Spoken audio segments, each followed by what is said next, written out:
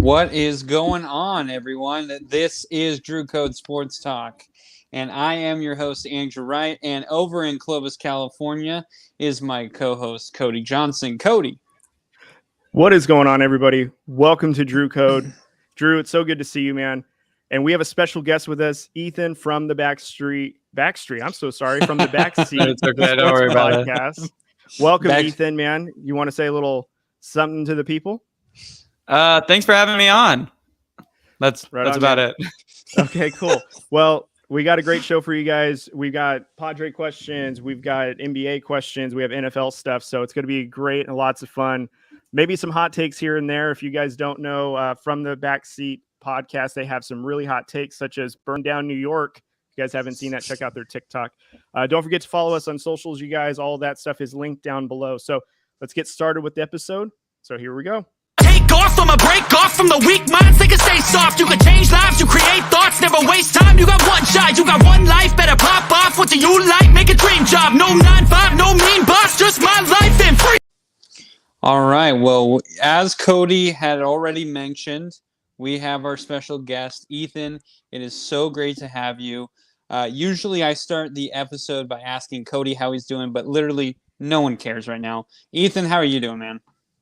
I'm doing good. Yeah, I'm feeling really good. Clark and I are kind of just getting started, but we've already kind of blown up a little bit. We already have a viral video, so we're feeling pretty good about our podcast. I have to congratulate you guys. So if your listeners don't know, you guys came on to our show on Monday, and you guys became our highest listened to show, and it's still climbing. It's still getting more and more listens, which is really cool for us. And it's cool that you guys are getting some. And then you got to be a part of not a totally viral video, but a video that got quite a few views on our page. So that was cool. Was it that start bench cut segment? Yeah. That one was a good one. We still got one more sitting in the pipeline. I always have TikToks ready to go. That's awesome. That obviously, as soon as this show's over, I'll share you as much of this video as you can. You can do your magic with it. It'll be a ton of fun. It's okay. Yeah, it was. We had so much. I mean, excuse me. Sorry, Cody. I know you had to leave early, unfortunately, but I had so much fun. I felt so bad because I felt like I overtook so many segments. I know, Ethan. I even said, I was like, "Oh, hi, Ethan." Yeah, don't worry about it. Don't worry about it. Have you ever seen the movie Tombstone? I have not. Oh my god. Oh my god. Sorry. Val Kilmer. Oh wait, how old's the movie? It depends. Oh, it's like, what is it? Early 90s? I think mid to late 90s. Yeah. It's basically the Wyatt Earp Here's a question. Story. You have any idea how old Clark and I are? I'm afraid to ask. Yeah. So I'm actually older than Clark. I'm 24 and Clark is 23. Oh, you guys are just pups, man. Holy cow. Yeah.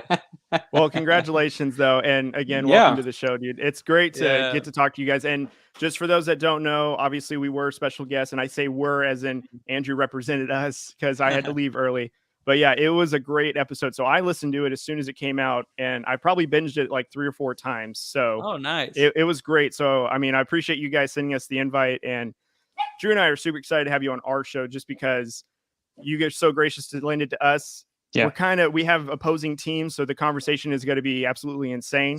And honestly, I'm kind of hoping to hear a hot take come out throughout some of this, throughout some of the questioning. So I always got hot takes. That's kind of Clark and I's thing.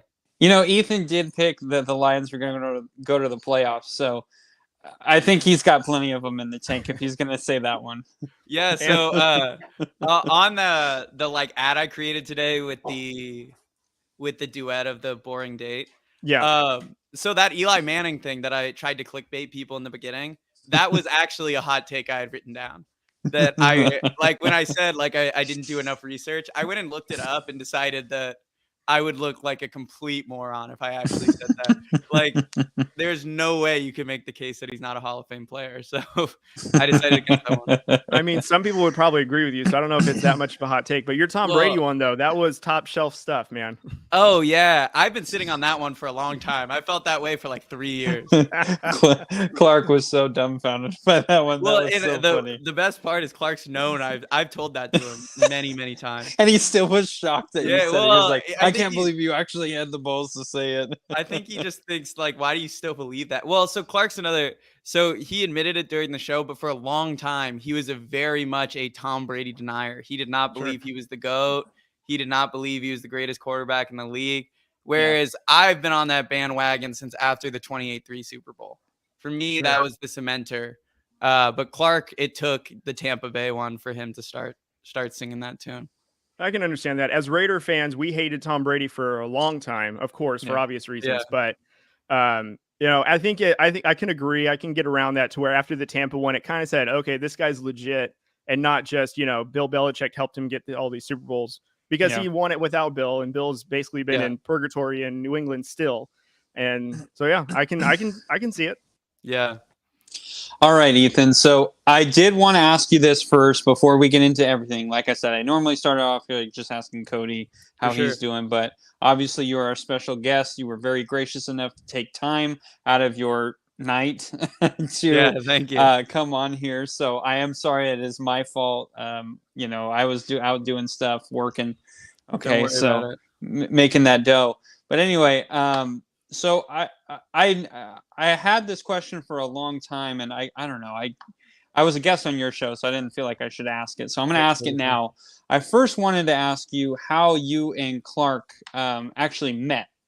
Oh, yeah, for sure. So Clark, if you don't know, he's the co-host. He's the one with probably even hotter takes than me.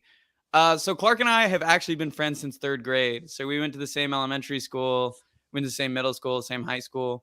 So we actually went to the same kindergarten, and then his dad got deployed to Detroit. So if you ever hear that Clark is a Detroit Pistons fan, that's where it comes from. When he was between the years of 1st grade and 2nd grade, he lived in Detroit. So then he came back. He was in my 3rd grade class, and we've kind of just been friends since. Clark and I, that's about it. We went through high school together, went through college together. I haven't said this really on the show, but I'm actually engaged, and he's the best man at my wedding. Awesome. Well, congrats, congratulations. Man. Do you guys have a date picked out? Yeah, so we're not getting married till next summer, though. Oh, it's okay. Wait as long as you want, man. Yes, please. Good call. Take your time. Don't rush through a wedding. My sister-in-law is actually planning a wedding, and her wedding is in October. Yeah, and it's kind of like we're kind of trying to get everything. Like we're like, oh, it's in October. And it's like, oh wait, it's in October. It's coming up. It's getting close. So we're like starting to kind of crunch everything into from now until then. So yes, take your time. Yeah. So then, Ethan, whose idea was it to create the podcast? So Clark and I have been talking about it for a long time. Okay. So I don't know. We started talking about it maybe 2 years ago when we both graduated college. Mm-hmm. And then we just never really done it. So this is another thing Clark's never said. So Clark's actual job is he's a sports reporter. So Clark actually writes for newspapers, covers high school sport. So he's been kind of into that and trying to figure out how to build his personal brand. And then I'm a teacher, so this is more of just like a side thing for me. Oh, cool. And so like I like the creative part, so I like designing all of the different logos, making the TikToks, that kind of stuff. And then we're both massive sports fans. So finally, I would just kind of went like, why don't we just do it? I had the name I came up with from the Backseat. The idea that we're backseat drivers. Right. That's kind of the idea.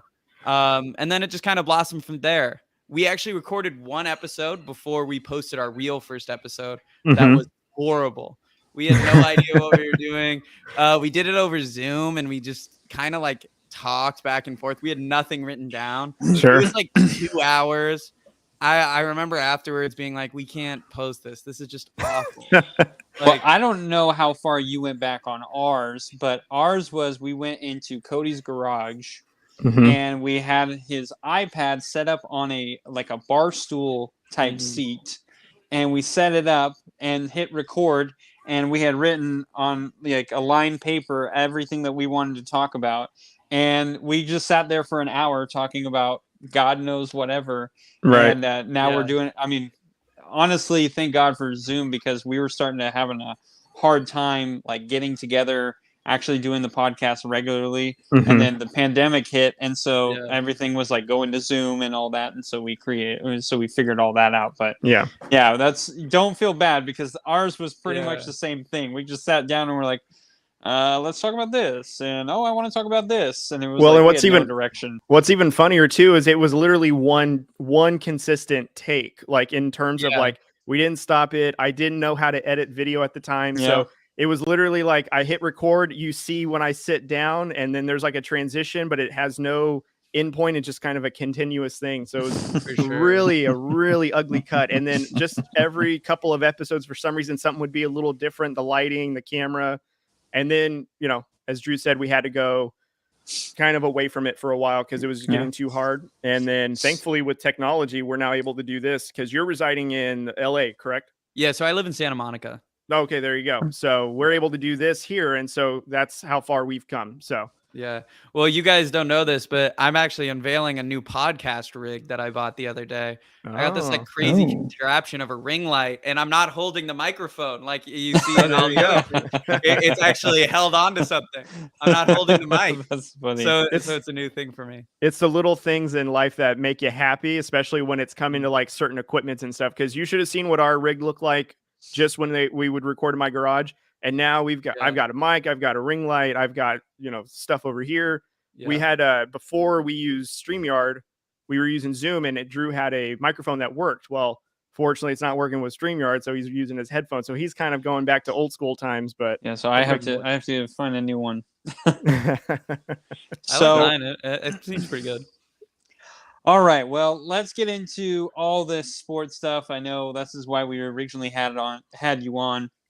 I did want to say, however, I told you on your podcast, I feel like it's necessary to say it on here as well. You guys are one of the few podcasts that I actually listen to that is kind of a startup podcast that I can listen to continuously. I like yours and Clark's chemistry that you guys have with each other. I enjoy your guys' takes. I enjoy that you're okay with just, spewing out stuff. And you can tell that maybe it's kind of ridiculous, but you're willing to say it. You're willing to put it on video, and I appreciate that. And I can listen to you guys every episode you put out. There was a trailer that popped up today, and so I listened to that. So it was just I really enjoy all your guys' stuff. So I just want to say, if you guys haven't seen From the Backseat, a sports podcast, go listen to it.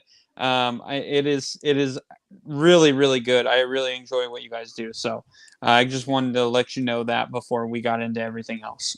Wow, that's high praise. Thank you so much. Yeah, it is. You should see the list of podcasts. When you make that cut, it's almost like making, an award ceremony. He has you in high regard. So yeah, and I as well too. You guys are a phenomenal podcast. Thank you. I echo it. Yeah, hopefully it continues to get better. Hopefully. I got Colin Cowherd, Bill Simmons, Ryan Russillo, and then I got you guys. So I'm listening to you guys regularly.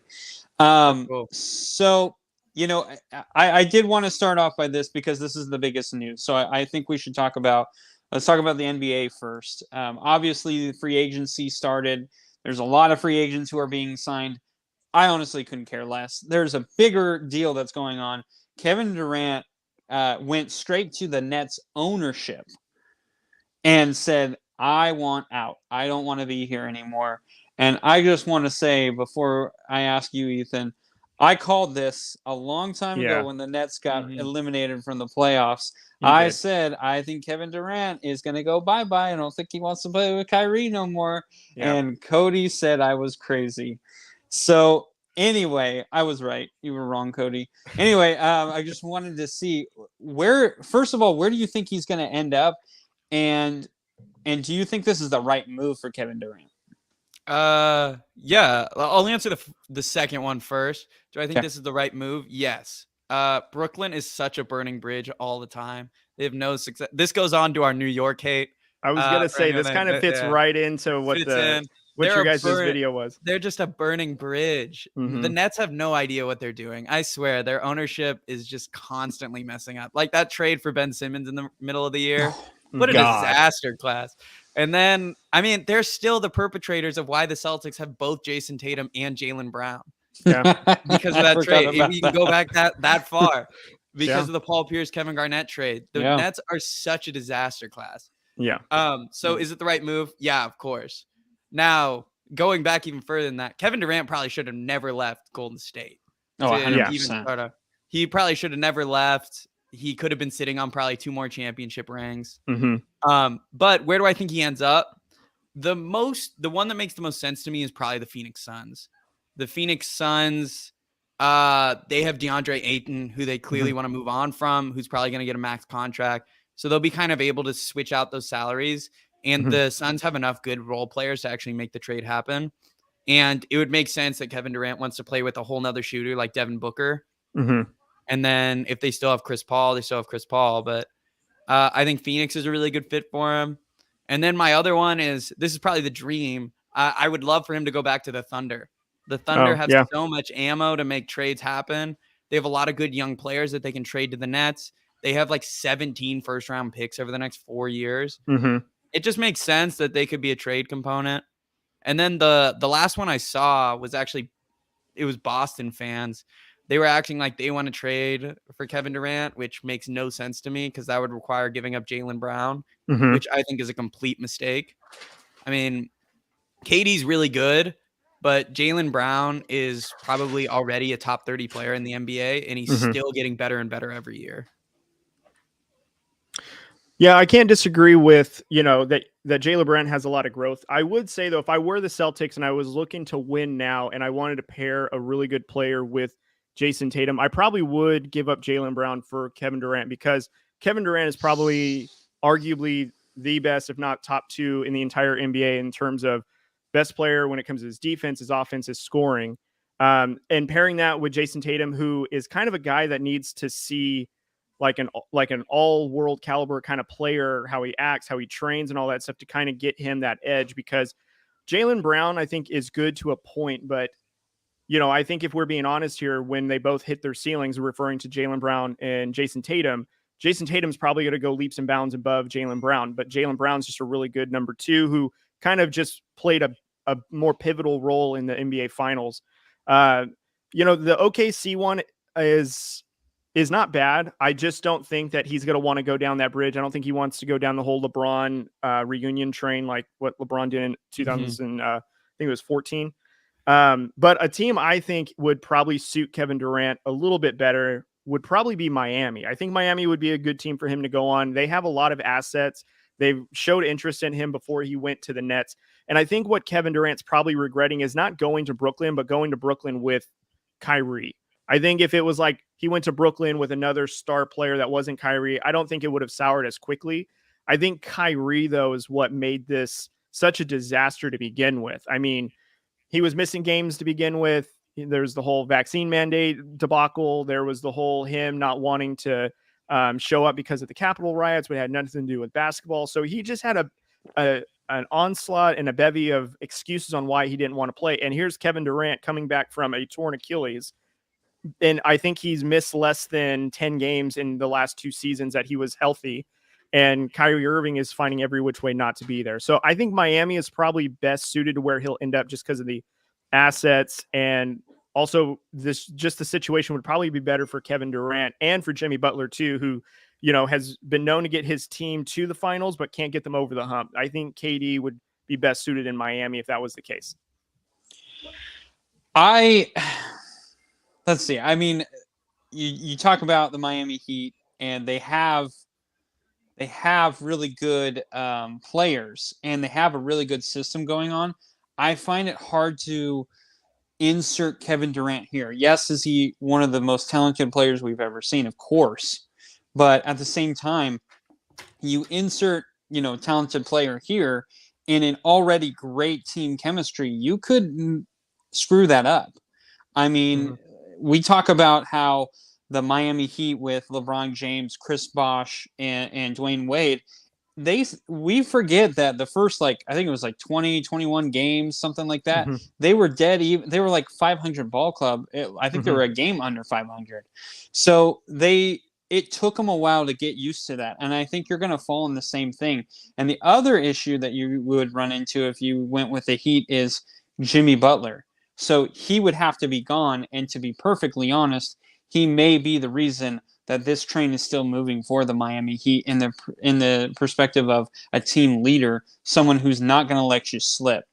And as the Suns, my only issue is if he went to the Suns, I think that is the best spot because, like you said, that he could, they don't want to re-sign DeAndre Ayton. Ayton is not going to be a Phoenix Sun next year. I would bet a lot of money on that.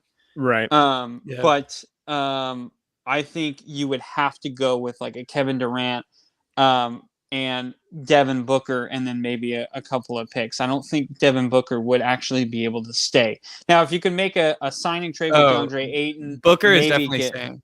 Booker just signed a max he just signed a max contract today. Yeah. Well, I mean, but if you're right. If you unload Kyrie Irving and you unload Kevin Durant, you could swap max for max in a sense. You know what I mean? So I do think, and I've said this before, and I'll say it again, Cody, I think the Lakers are a actual possible destination. I think it makes sense if you put LeBron and KD side by side. KD can now say, hey, look at because LeBron is passive. He's going to want to pass. And we've already seen a couple of years now where LeBron is like, here, Anthony Davis, you take over the team. Unfortunately, he keeps getting hurt. So it's like, well, shoot, I have to now take over the team again. And he doesn't want to. Kevin Durant comes in. He would more than happy to take that ball and shoot it as many times as he wants. And LeBron will keep feeding him the ball. So if we're looking at stats, you're going to see Kevin Durant have better stats than LeBron.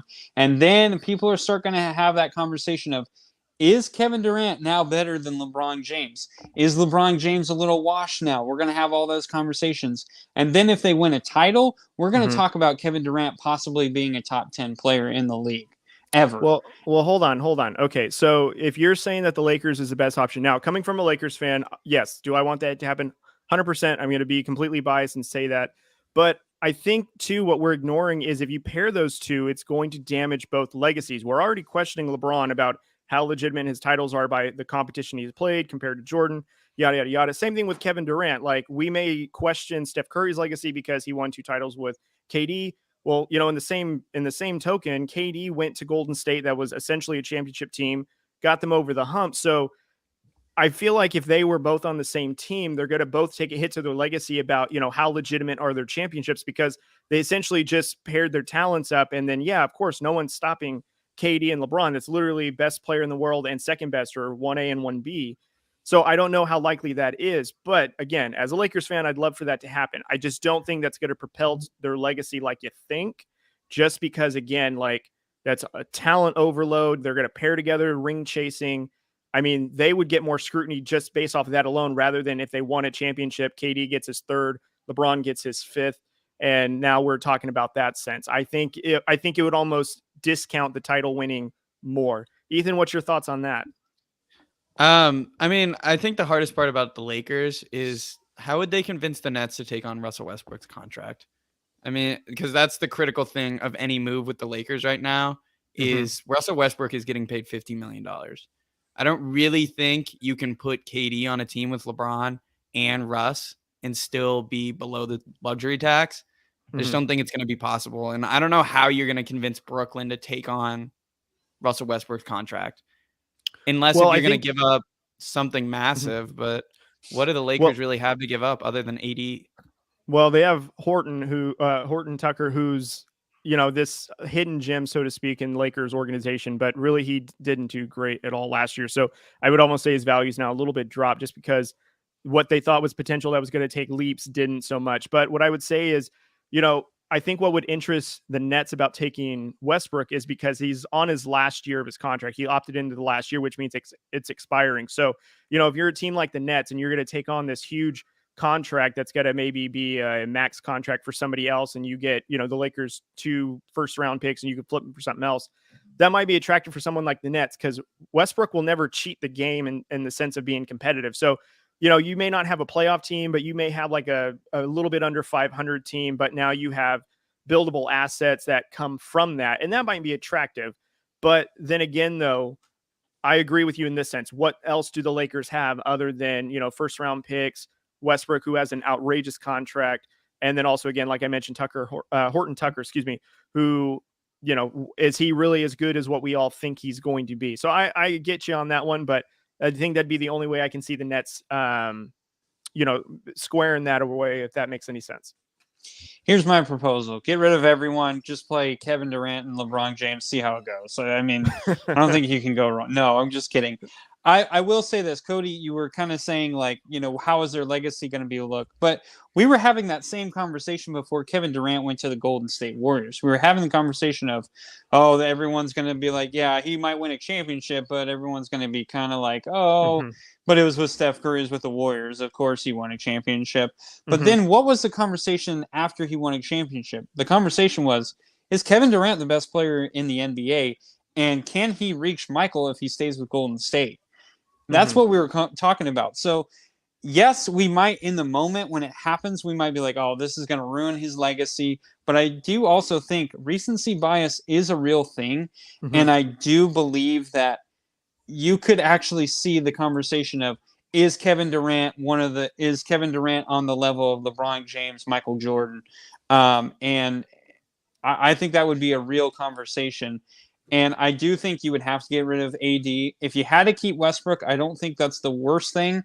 But I also think you would, of course, want to get rid of that because you want to get other players involved.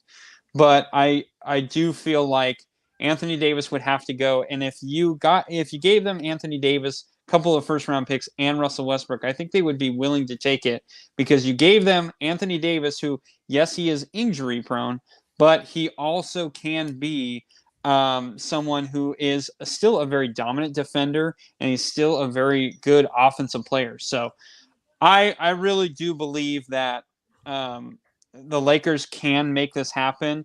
And because of Kevin Durant's age, talking about basketball years, of course, because I'm close to his age, I do still think that it's not going to be as steep as maybe a lot of people think, unless you were going to also add Kyrie Irving into that. Then we could talk about how big it would be. But I do think there is a possibility. How likely it is, I'm not sure. But I do think the Lakers would be dumb to not even flirt with the idea of getting rid of everyone on the roster except for LeBron and keeping KD. Yeah, I can't disagree with that. All right. So,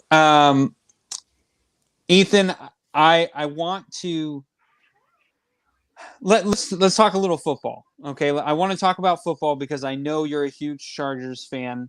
I never thought I would have a Chargers fan on this podcast, but here we are. And if you want to bet me, I'm willing to take a bet, Ethan, just so you know. Oh, it's okay. It's okay. I won't say anything. I won't say anything, but it's okay. As long as it's for more than a Mountain Dew, I'm down. We could agree on that. Yeah.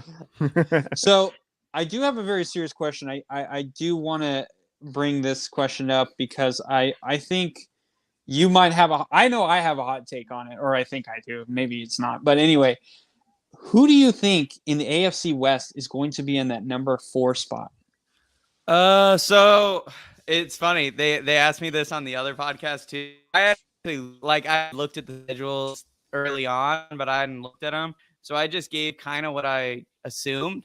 Coming on today, I actually went and looked at the schedules and drew up what I guessed how these teams are going to end up. Now, it's what makes the AFC West really hard is I'm just going to tell you for my predictions, I made every team 3-3. I don't know who's going to beat each other in the AFC West. Yeah. I think it's impossible to pick. No team, I'm guessing, is going to go 5-1.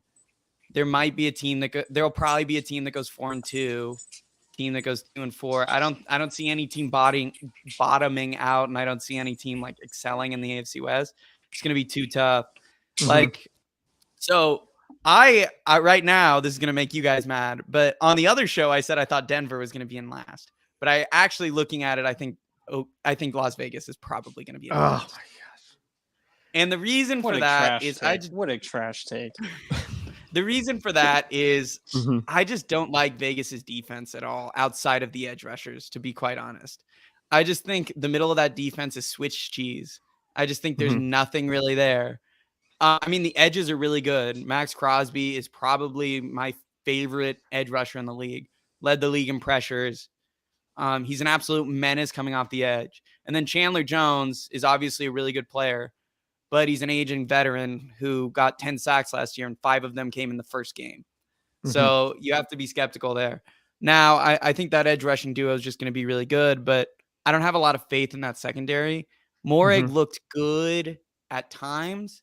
And I don't know. The thing about the Raiders is it's really hard to predict them because you have to guess what Josh McDaniels is going to look like, which could be a really good coach or just what he was in Denver. So I assume he's improved from his Denver tenure. So I assume he's going to be relatively okay. But I don't have a lot of faith in him. I don't know how you guys feel about Josh McDaniels. But, I mean, I love his offense in New England. I think it works well. But I think it only worked well because of Tom Brady. Now watching him in Tampa, Brady makes that thing move. And then when Cam came into town, they tried to adjust it to a power run scheme, which worked relatively well. But it didn't end up having them make the playoffs, even though they have a lot of good players on that team. And then last year, obviously, they had the really hot start with Mac Jones.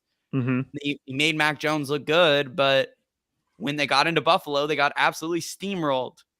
Just on both sides of the ball. Yeah, I think the Cam Newton one, I think that's more an indictment on Cam Newton than Josh McDaniels. And here's why I say that is because I would agree that Josh McDaniels didn't have the greatest outing at Denver when he first coached, but he also had Tim Tebow as his quarterback for a while. He thought that could work, and it didn't. And I think we can all agree here that Derek Carr is an upgrade from Tim Tebow.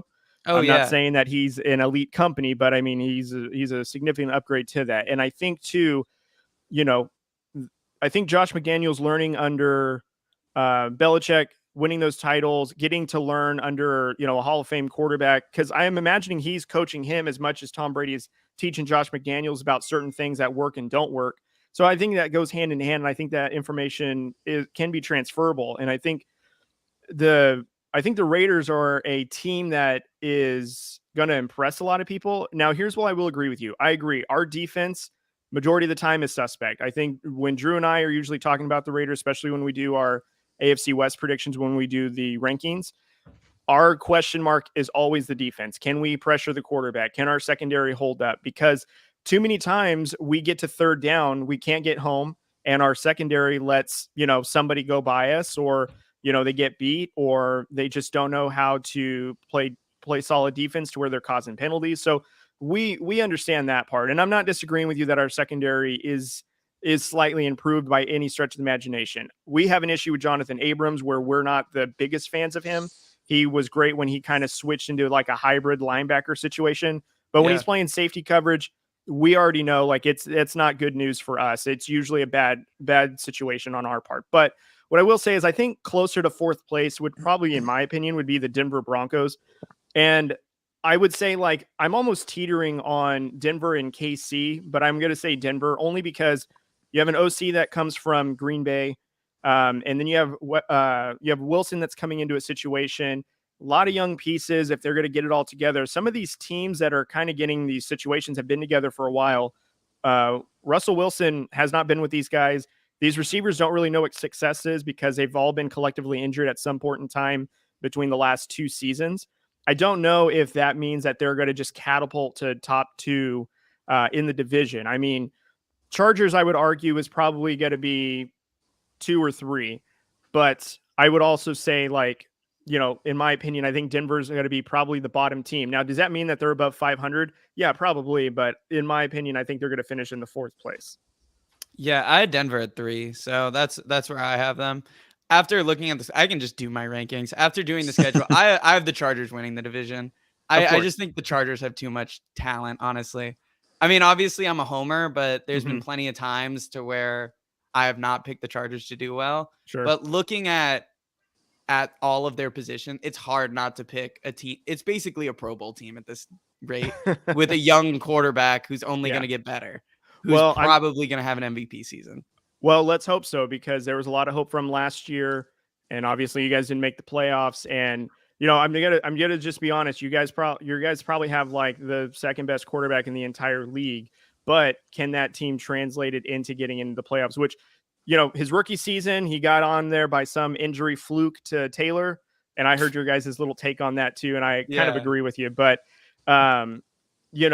he wasn't able, it made the team a lot more successful the following year. They just got a little bit more. So can they turn it all around? And on paper, you guys look scary on the defensive side of the ball. Absolutely. But go ahead. Well, what I got to say about the Chargers is, last year they ended 9-8, but a lot of people forget that. And so I said this on the other podcast. I was at that Week 18 game in Vegas. So right. I was there firsthand. A lot of people forget that everyone's like, oh, Herbert didn't make the playoffs. Oh, he sucked. Everyone forgets that he was a play away from making the playoffs if his defense had made any play in that game. Actually, I'll do you one better. If your coach didn't call timeout, you guys would have gotten into the playoffs. Now, here's my hot take. The timeout didn't do anything. The timeout is the biggest overreaction of all time because the Raiders only had 8 seconds on the play clock and there were 38 seconds left. It was 3rd and 8. Mm-hmm. They were going to run the ball no matter what. Mm-hmm. I mean, even if they were going to kick the field goal, they weren't going to throw it there. Why would you ever throw it and let Herbert go down the field again with 30 seconds left? I think that is the biggest, just my opinion. Sure. Because in the stadium, when I was there, no one even acknowledged the timeout. Like when we got home, everyone's like, oh, Staley lost it. But no one in the stadium, including all of the Raiders fans, no one even thought anything of it because of the situation where it was at. Everyone in the stadium knew that they were running the ball. I guess it was all kind of created by Chris Collinsworth on the broadcast who got all mad about it. But in the stadium, no one thought the timeout was anything. And I still stand by that. I don't think the timeout did anything. If you want to criticize Brandon Staley, it comes down to going for it on 4th and 2 from your own 18-yard line in the first half. I think there's plenty to criticize him on. But ultimately, the defense just couldn't stop the run. That's what it comes down to. If they had stopped one run play, they would have been in the playoffs. Probably with the Raiders, maybe with a tie, or had beat them in regular. Who knows? Sure. But, I mean, the Chargers were one play away. And then to fix that issue, they turned around and got Khalil Mack. So it's kind of – that's where I, as a Chargers fan, I feel in like a weird homer spot to where I'm like, I legitimately think this is a contending team. But they were on the brink. I think everyone knew if the Chargers had gotten into the playoffs, they were going to make noise just because of how good Justin Herbert is. And so it's hard not to carry into the season, especially with the way the AFC West is looking right now, to think that the Chargers aren't in the front seat. Sure. Drew, get in on this. Well, I think you're both wrong on the 4th place team, but I'm going to first say this. The Raiders are not going to be in 4th place because exactly what you just said, Ethan. You were saying that the Raiders were running all over your defense, and in turn, that's why we got in the playoffs. Of course, you guys got Khalil Mack.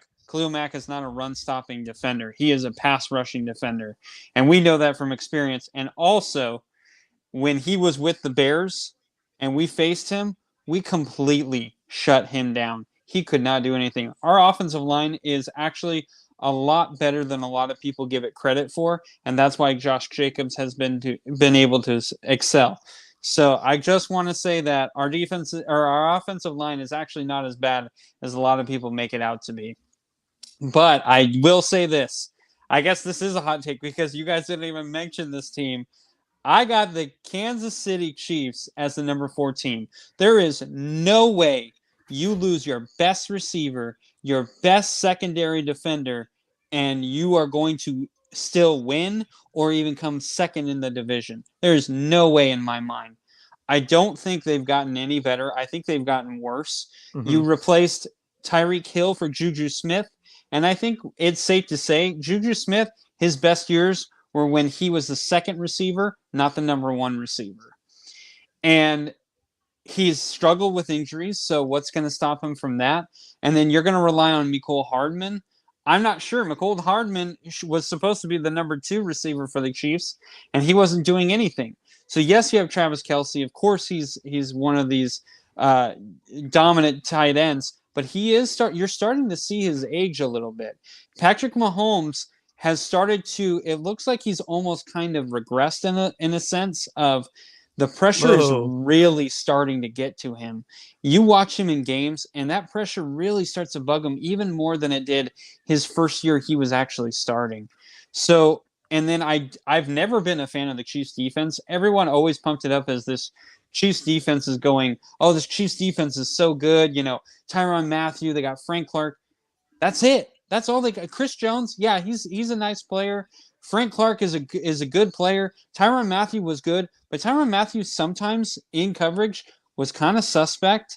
Frank Clark didn't show up half the time, and Chris Jones was a better run stopper than he was a pass rusher. So in my opinion, I really think that this Chiefs team is not good enough. Clyde Edwards-Helaire, their running back, it's rare when you see him over 100 rushing yards. It is like a miracle when he gets it. I don't know if you play fantasy, Ethan, but Clyde Edwards-Helaire is almost unplayable at times. He was on my fantasy team. Oh, God bless you. So you know. But I'm being serious. I really do think the Chiefs are going to regress this much because you're right. The Chargers got better. I still think it's kind of hard to say that Derwin James is going to stay healthy. It just seems like he's always getting injured. But if he can, he's a solid. Obviously, he's a solid safety. He's one of the best in the league. And their secondary is good. I thought they weren't as good as they could be. I mean, they added J.C. Jackson, which is massive. Yes, yes, J.C. Jackson. But a lot of people have been, you can kind of see that there are sometimes he's really trying to go for the interception, and that's where you can get in trouble a lot of the times in the secondary. So hopefully the Chargers can kind of say, hey, yes, we're paying you big money, but we also need you to kind of swat them more than try and go after the pick. As much as I see what you're saying, I kind of disagree when you got Derwin James behind you. I think you almost play that way better when you have probably the best safety in the league on the other side of J.C. Jackson. I mean, the Chargers are gonna intercept the ball a lot. They have a ton of playmakers. Plus Asante Samuel Jr., who was a rookie last year but showed a lot of signs as a playmaker. Yeah. I mean, I personally think the Chargers are going to be flying. I think that secondary is really, really good. It's really young. I mean, that's what Staley excels in. That's why they hired him to be the head coach. He's the one who made Jalen Ramsey into the best defensive player outside of Aaron Donald, probably in the league. Brandon Staley also developed Khalil Mack in Chicago into the kind of forced fumble machine he is now. Yeah. Brandon Staley's done a lot of good things. And he also developed that Denver secondary a couple years back that made Justin Simmons into a star. So I don't think it's the secondary. It's going to be the linebackers for the Chargers, whether they can still stop the run. That's still going to be a huge issue. Yeah, I was surprised you guys didn't sign. Oh man, I can't think of his name right now. I think it was Nwosu. Oh yeah, well, yeah, he was Uchenna Nwosu. Yeah, he was a good player, but I would rather have Khalil Mack than Uchenna. Well, Nwosu, yeah, to be quite honest. Yeah, in this division, you need all the pass rushers you can get for sure. But that's why we have Kyle Van Noy too. Oh yeah, sure. Yeah, I think he's out of his prime, but hey, it doesn't matter. I mean, he'll at least help the young guys for sure. If he's your third edge rusher, you're sitting pretty fine. I mean, even if he's washed, if you're getting 5 sacks out of your third edge rusher, you still have pretty good production from a backup. But I do want to go back to what you said about the Chiefs, specifically what you said about Chris Jones. Chris Jones is not a better run stuffer than he is a pass rusher. This is a guy who in the interior had 16 sacks in a season. I think you are severely underrating the value of Chris Jones. But isn't he injured though? Like a majority of the time? No, I mean he's had injury concerns, but he's the best play. He's been the best player on that Chiefs defense. I think he's benefiting from Frank Clark. I really do. I think Frank Clark is always double teamed. Chris Jones is getting single coverage. I think the complete opposite. I think Frank Clark sucks. I think Frank Clark is really bad. I don't think he does anything. He hasn't generated pressure at any effective rate over the last couple of years at all. There's a reason he had to take a pay cut of $13 million because he was going to get cut outright. Good players don't get their salary slashed in half.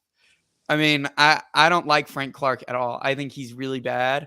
I think the Chiefs defense, like what you said, I mean, it's never looked good, but they still make the AFC Championship every year. Like as much as their defenses looked bad, they still find a way to get there. And then on offense, you're talking, they don't have Tyreek Hill. They added the second fastest player in the league in Marquez Valdez-Scantling.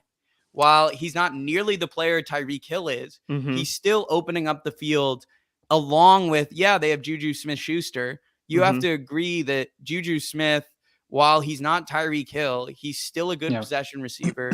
And then they added Sky Moore in the draft, who's going to be at least average for them year one. Plus, they still have Travis Kelce. I do not think the Chiefs are going to regress as much as other people do. Now, their receiving core, their receiving core is really mid. It's just super mid-level. They're all just average players. They're all pretty much number twos. But it's Patrick Mahomes who's throwing the ball. And I'm not ready to write off Mahomes yet. No, I'm not saying that Mahomes is absolute trash, but I do feel like with his offensive line the way it has been, I think he's been very rattled. And I mean, honestly, as a football fan, I really hope he gets out of that because he is so freaking talented. God, he's so good. But at the same time, I do see that I don't want to say like he's seeing ghosts like, Sam Darnold, but sometimes he scrambles out of the pockets when he's doesn't need to at all. He's kind of like sees like the pressure before it's happening and it like never happens. And it's like, what are you kind of doing there? And then he's kind of thrown off his back foot a lot more. And Brett Favre started doing that and he started throwing more interceptions. And Patrick Mahomes threw the most interceptions that he did last year. So it kind of brings me back to the whole Brett Favre years where Brett Favre, yes, he was this talented quarterback, but he turned the ball over a lot.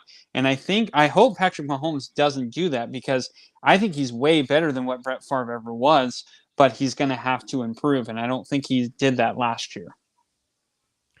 And also too, just add a little bit more to the Patrick Mahomes thing. I think this season will be a big question of how talented he is because an argument could be made that Patrick Mahomes looked as good as he did because he had Tyreek Hill there. I mean, arguably the fastest receiver could basically, when he gets downfield, even though that the play breaks down, he can find a way to get open because of his elusiveness.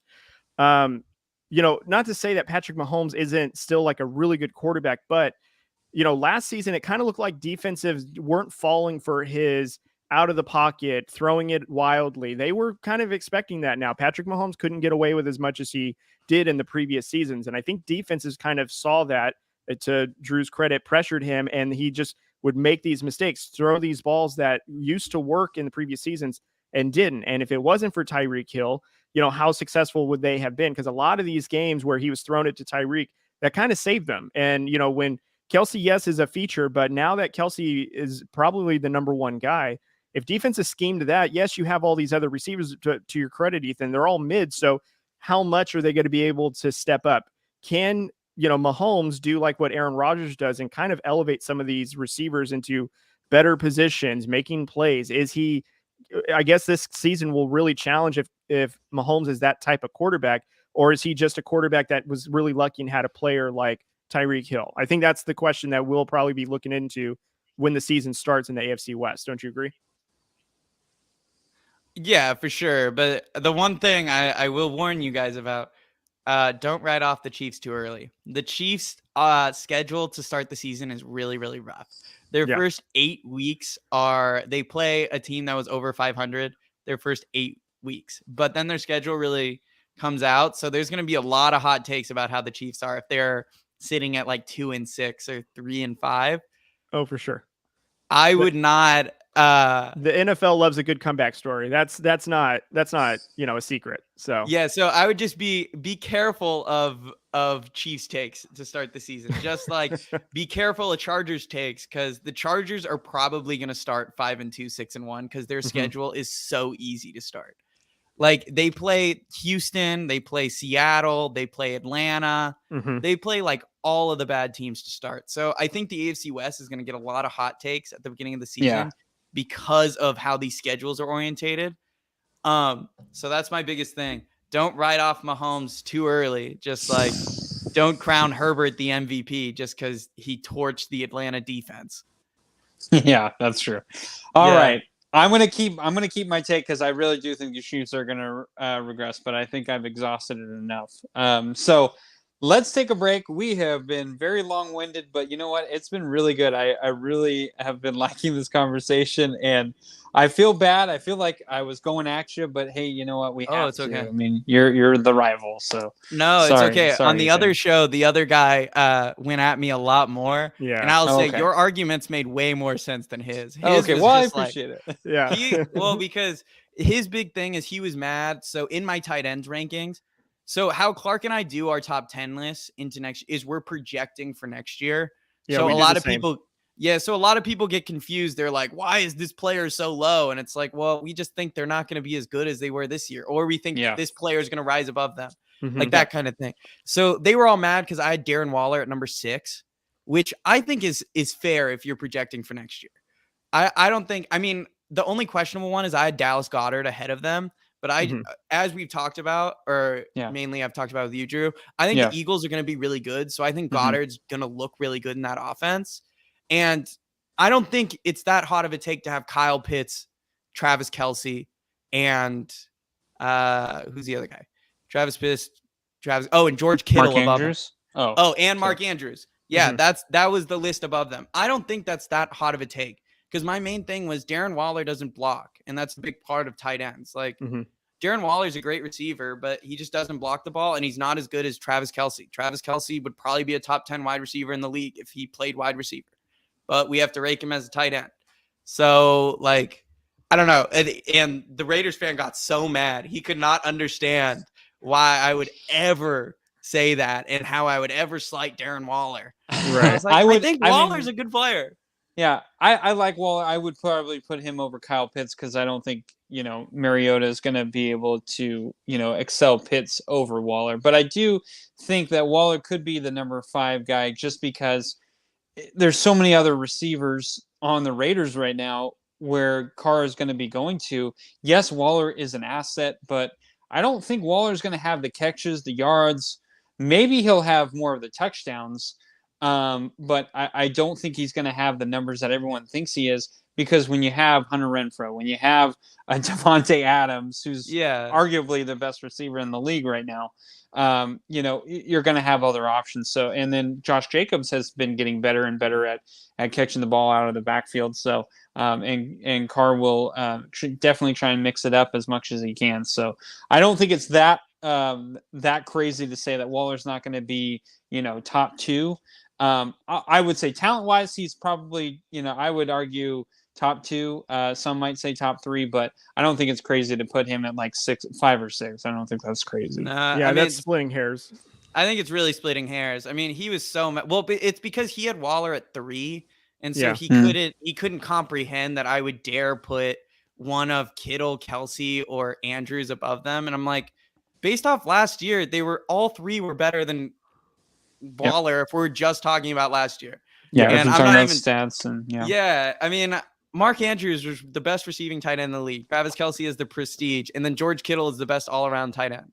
I don't even think Waller can really crack the top 3 unless if Andrews has a really bad season, because he's kind of been a one-hit wonder. But like, or Kelce or Kittle gets hurt again, or Kelce regresses. But I don't know. I didn't think it was that crazy of a take, but he was really mad about it. And then he got even more mad later on when I pressured him about that. I thought the Chargers edge rushing duo was better than his. Yeah. And he was really mad about that. He could not comprehend why I thought that, because he kept saying like, it's going to be close. Yeah. Well, it'll be close. I kept saying that during the show. I was like, they're both really good. I just think the Chargers are slightly better. Because Khalil Mack, while yes, he was injured last year, he had 6 sacks in 7 games. He still is productive as a player as he was before. Yes, he was injured, but like if we're talking about Chandler Jones versus Khalil Mack, I think you're pretty much splitting hairs. I don't think it's that big of a difference. I don't think there's that big of a difference between Max Crosby and Joey Bosa. I mean, I think Crosby is probably a better player right now, but there's arguments to be made that Bosa is better as well because of the years on years of production. Right. Yeah. Probably the edge rush defenses of both teams is probably a wash, just because if you get into the really minute stuff, it's probably just going to be washed throughout. It's now more of like the other intricate parts of said teams, like Yeah. who has the better O-line, who now has a better linebacking system, who has the better secondary. Now, when you start getting into those, then it creates a bigger picture. But, there was so much movement in the West when it came to the edge rushing that they're all kind of the same. Some players are better than the others, but the opposing one isn't as good as the next guy. So that kind of washes off as well. So, I mean, it's not too crazy of a take. The Waller one, I'm not even upset with that. I thought I heard one about Kyle Pitts being number 10, I think. Oh, yeah, that list. Well, that was a little interesting because if we were to say, okay, who would you rather have, Kyle Pitts or XYZ, they probably would have picked Pitts like nearly every pick up until you got to Kelsey and all the other bigger names. So I thought that take was a little bit more funnier. Yeah, so that guy, I went after him. They posted that on TikTok today. He said that Kyle Pitts was the number 10 tight end in the league, which in my opinion is utterly ridiculous. Yeah. Kyle Pitts had 1,000 yards receiving last year. He had a rough start to the season, but he picked it. I had him in fantasy, and I almost started benching him, and I was like, no, I'm going to ride him out. And I'm glad I did because he started picking up big time. No, he started playing well. He got used to the NFL. Yeah. I mean, everyone points to that he only had 1 touchdown, but it's like they scored the least amount of touchdowns out of any team in the league. He had over 1,000 yards. Well, I'm old enough to remember when the Chiefs didn't even throw a touchdown to a receiver in the entire season. So that's not anything new.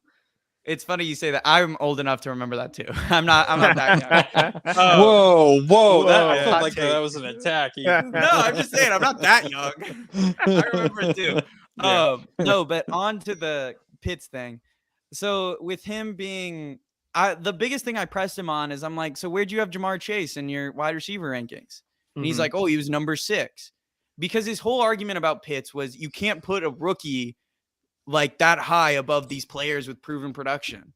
And I'm like, if you had Jamar Chase at 6, you can't then turn around and say Kyle Pitts is number 10 because Kyle Pitts had almost as equally of a historic rookie year coming from the tight end position as Chase did at the wide receiver position. You can't then like contradict yourself and decide the rule doesn't matter because you don't like the Falcons player. It's their interpretation of it. We're only here to listen, and they're not changing it. But that's the good fun about these lists, right? For sure. To tell you the truth, I've kind of gotten Clark and I have been talking about this. We're kind of bored of the lists. The lists are like fun. Like I don't think it's fun at first, but then you get honestly the only fun one is quarterbacks. Quarterbacks is fun. That's the one to debate. And then once you get into the other ones, like tight ends was fun in the top 5. And then 6 through 10 is just like all of these just kind of like average players who don't have that much production. Right. Where you're just kind of like splitting hairs on. I'm like, wow, this guy. Like Hunter Henry in New England was kind of good. Geno Smith, he had a couple of really good games. I'll put him at 8. Yeah. So you're like, I got nothing. That's how it felt. Like I'll pull up my tight ends list from when we did it. I think I had 8. It was top 10. I think I had 18 players listed that I could make arguments for were in my top 10. And I was just like, this is so, what am I doing? Like, I don't play this sport. I don't know the intricacies of tight end blocking. Like, I just know the Kittle is better. Right. I don't know that much about tight end blocking. And none of them talked about that, which I was like, well, it's a key part of the tight end position. You can't kind of something you have to do. Right. Yeah. Like it's part of your job. You'd be a receiver if you didn't block. Like, so that's where I was like, I'm just kind of done with this. I don't want to do offensive linemen. I don't want to do like we'll do edge rushers. I think we stop at receiver, or no, we do stop at tight end, but we don't get too much into that. I mean, we're splitting hairs when you get, especially tight end, when you go through like 6 to 10, just put anybody in there. No one's going to care who they are. It's all about the top 5. But our favorite is the division by division one. That one is where it gets interesting because that one's more of a strategic. Ooh, good God, excuse me. More strategic thing to do. So no, that makes total sense. Yeah, we're starting to get more creative with our top 10 lists. Like we're gonna do top 10 coaches soon, and then we're gonna do like top 10 uniforms in the league. We're gonna get more. Yeah, we're gonna get more creative with it because we both have gotten kind of bored with. Because neither of us want to get into like top 10 linebackers in the league. Strong safeties. There's about 100 TikToks of that. Yeah. Yeah. There are plenty of people who have already given bad lists. I don't need to add mine on. All right. Well, Ethan, do you have a little bit more time? Yeah, I'm good. Okay, let's take a break, and when we come back, let's talk about baseball. Like I had been predicting that we were going to talk about for a long time, but we got into a heated tight end debate. Yeah. So let's Already take a on that. break. When we come back, we'll talk about baseball.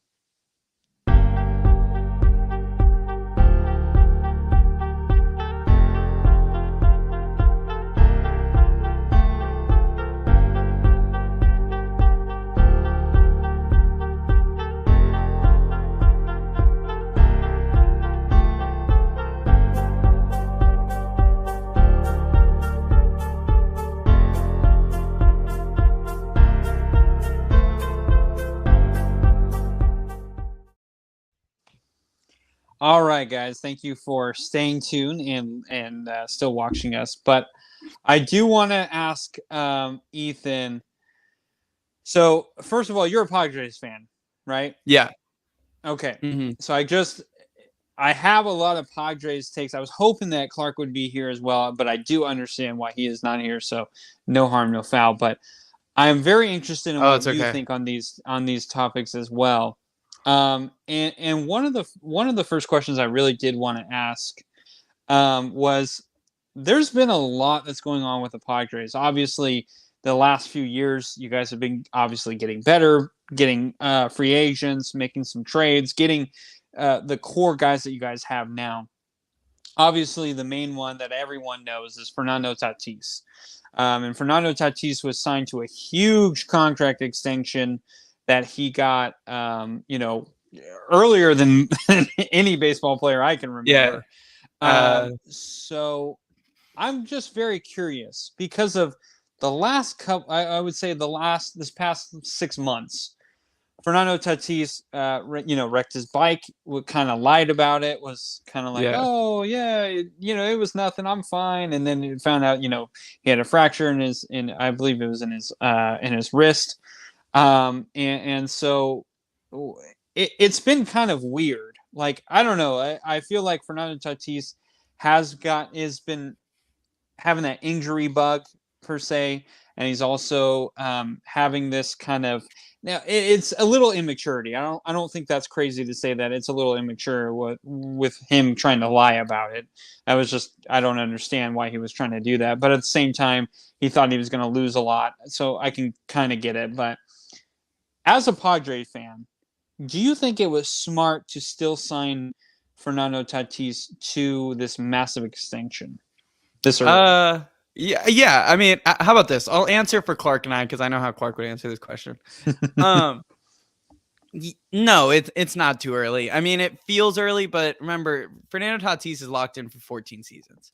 Yep. They have this guy for 14 years, and every stat you look at projects him as he's going to be one of the best baseball players in the league for the next 10 years to come. He is a kind of cornerstone that you got to build around. Yes, he has injury issues. It's very clear he has injury issues.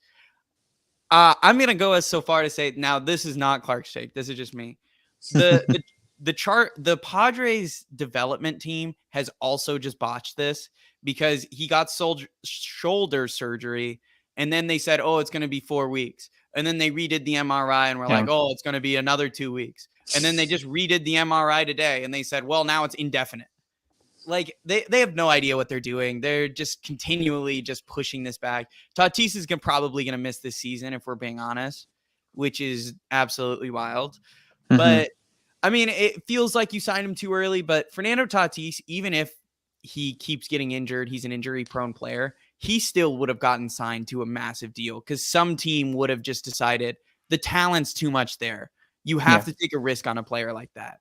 And Tatis, while he still had 5 years till his contract was technically up, he had 3 years to arbitration, which he would have a massive case for in arbitration to get a huge contract.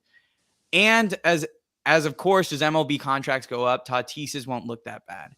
He's getting paid $32 million right now per year, which is a lot for a player who's my age, 24 years old. I'll take it.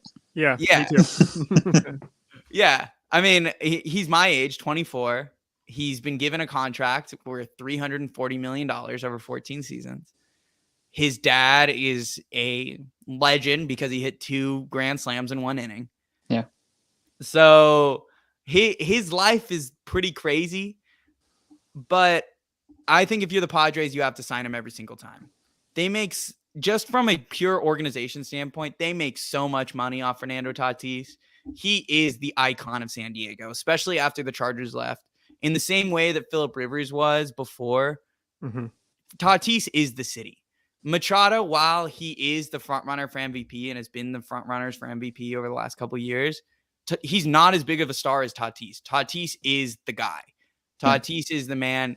The Padres, while it feels expensive, they probably make it back in just ticket sales to see Tatis alone and to get jersey sales and all that kind of stuff.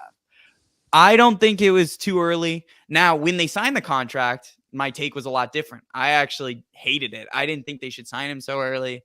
But looking back on how contracts are evolving, I just think at some point his contract is probably going to look like a steal in the long run. Yeah. I think that's the key point right there. Yeah. The reason you sign these guys early is because it's going to get actually better and better as the years go on. As these contracts, I mean, Aaron Judge is going to get, I mean, absolutely just stupid money. Yeah. And so I agree. I think it was smart to sign him early. I thought it was kind of crazy at the time, like you did, a 10-year contract for a kid who really hasn't played, 3 seasons. Like that's just insane to me. But at the same time, that is kind of the old school thinking of, how we're like, well, you got to let a player develop and you got to see how he's going to react. And you got to see, if he's growing at the rate he's supposed to, yada, yada, yada. Listen, a guy has it or he doesn't. That's plain and simple. I don't think anyone would say Fernando Tatis is overrated. I think Fernando Tatis is properly rated. He's great for the game. He changed bat flips. I mean, God sakes, I mean, we got all these boomers who are saying, oh, I don't like how they flip them bats over there. That's not good. And I'm just sitting over here like, I love it. I mean, it makes my daughter is like, will watch it and be like, that was kind of cool, Dad. And I'm like, heck yeah, that was really cool. I taught my son. He's got a little baseball tee and he's been swinging at it. And so I taught him to bat flip and he loves to bat flip. I mean, he throws that thing as far as he can. And I think it's fun. I don't think it's disrespectful. If you're doing, especially when he does it in the playoffs or, like the Jose Bautista one, I thought that was just so perfect. That bat flip was so perfect. And I don't think you would see that without Fernando Tatis. Fernando Tatis made it a thing. Like MLB The Show is now huge again just because of bat flips. Like that's insane to me. Yeah. Like a baseball game is only popular because you might be able to pick what different bat flips that your player will get to do. So I agree with you. I think it was smart to sign him early. I do think, yes, you are seeing some immaturity stuff, of course. But at the same time, this guy has been nothing but phenomenal. Yeah. When he is playing, of course, he could possibly regress. But what I love about it, is he the best defender? I don't think he's the best defender, but he at least gives a crap about fielding.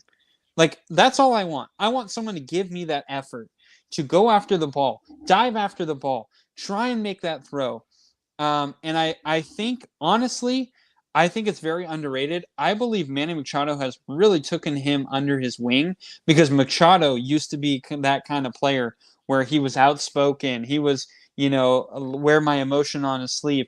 And I kind of think Machado has not only honed Tatis in a little bit, but I also do think he's helped him with, hey, you need to try on defense. You need to, it doesn't need to be a home run every time. It can also just be a basic base hit that will help the team immensely. Stolen bases is a lost art, but yet Tatis will still try and steal all these bases. I love him as a player. As a Giants fan, I hate seeing him against me. But at the same time, I went and saw the Giants and Padres in San Diego this past last year. And, Tatis did nothing. Just want to say that. But anyway, but it was just one game. And the Padres still won.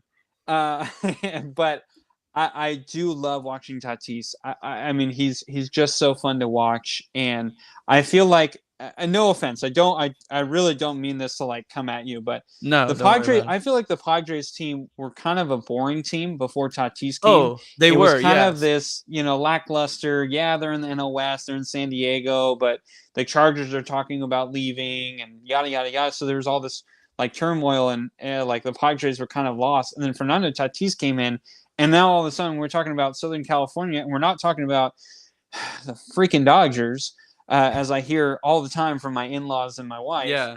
And now we're talking about the Padres, who I've never been a huge fan of, but at least it's some other team other than the Dodgers. I was just so happy that we weren't always talking about Cody Bellinger and his 220 batting average and his 20 home runs. So everyone's like, "Oh, he's the greatest player," and I'm like, "Well, he still doesn't hit worth crap."